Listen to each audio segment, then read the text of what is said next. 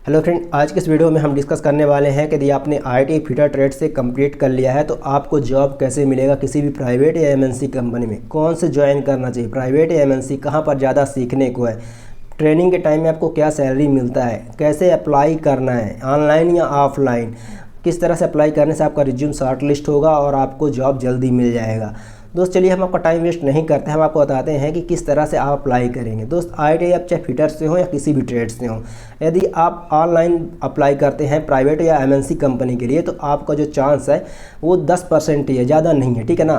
मतलब short list होने का या फिर आपको बुलाया जाएगा इसका चांस बहुत कम है। लेकिन यदि आप जैसे आपको किसी भी लोकेशन में जाना है, जैसे आपको दिल्ली जाना है, पुणे जाना है, जिस भी लोकेशन में जाना है, किस कंपनी में जाना है, सबसे पहले आप अपना एक शॉर्ट लिस्ट कर लीजिए कि हमें इस लोकेशन में जाना है, इस कंपनी में जाना है।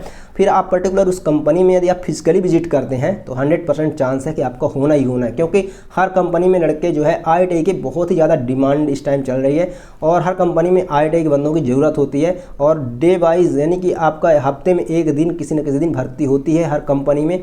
आपको पता करना होगा, बस आप 10 दिन का टाइम यदि निकाल कर उस लोकेशन में चले जाते हैं जिस भी कंपनी में आपको जाना है, तो यदि आप जाकर पता करेंगे, जैसे टाटा मोटर्स में ही आपको जाना है तो जाकर पता करेंगे कि किस दिन भर्ती होती है, बता दिया जाएगा सोमवार को होती है। तो सोमवार को आप जाएंगे मॉर्निंग में, तो दोस्त आपको क्या होगा कि वहाँ पर टाइम ऑफिस होती है, वहाँ पर आपको रिज्यूम देना होता है। रिज्यूम आप यदि डाल दोगे तो वहाँ पर आपका रिज्यूम वहीं पर यदि शॉर्ट लिस्ट करेंगे, यदि आपका मतलब रिज्यूम सही है, सब कुछ सही है तो शॉर्ट लिस्ट हो जाएगा और आपको इंटरव्यू के लिए बुला लिया जाएगा और दूसरे दिन से आपको ज्वाइनिंग के लिए बुलाया जाएगा, ठीक है, यदि आप निकाल लेते हो इंटरव्यू तो दोस्त यहाँ पर प्राइवेट का काम इस तरह से है, चाहे MNC में चले जाओ आपको इसी तरह से, ठीक है ना। प्राइवेट में भी इसी सेम टू सेम यही प्रोसेस है, आपका डे वाइज यहाँ पे भर्ती होती है।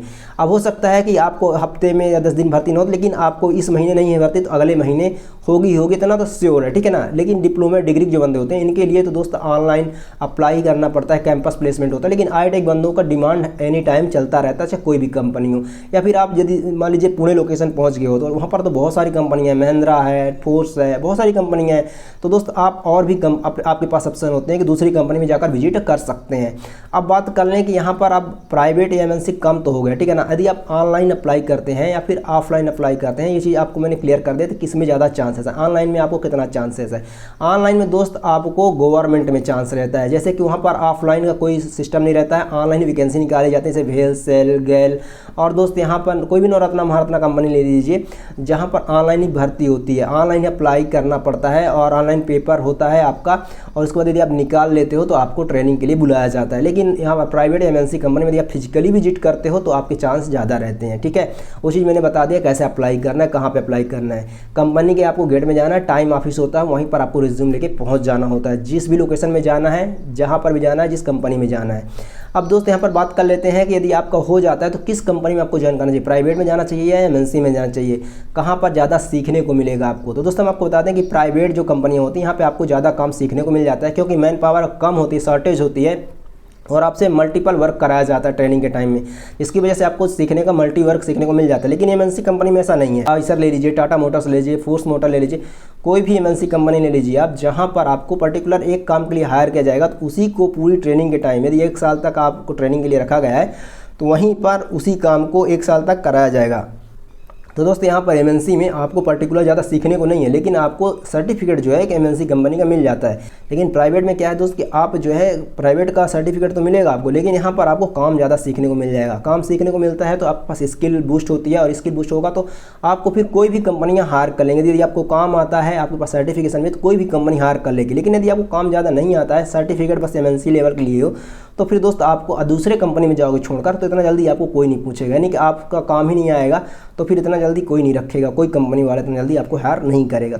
तो इसीलिए दोस्त आप शुरू में आप ट्राई करिए कि आप प्राइवेट से शुरू करिए, प्राइवेट में आप ट्रेनिंग लीजिए, उसके बाद MNC में स्विच करिए, तो आपसे काम एटलीस्ट सब कुछ आने लग जाएगा अपने फील्ड से रिगार्डिंग, अपने डिपार्टमेंट से रिगार्डिंग।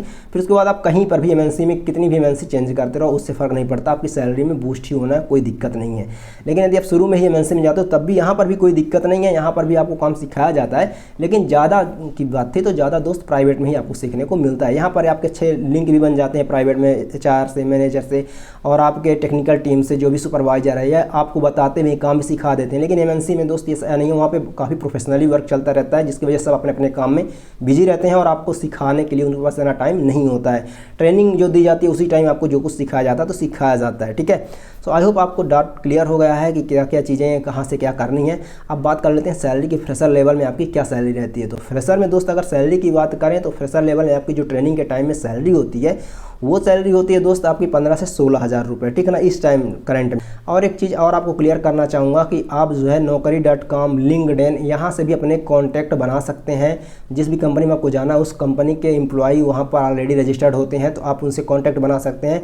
और उस कंपनी में आप जो है उनसे कॉन्टैक्ट बनाएंगे तो उनका क्या होगा कि आपका लिंक बन जाएगा और आप उन्हें अपना रिज्यूम दे सकते हैं।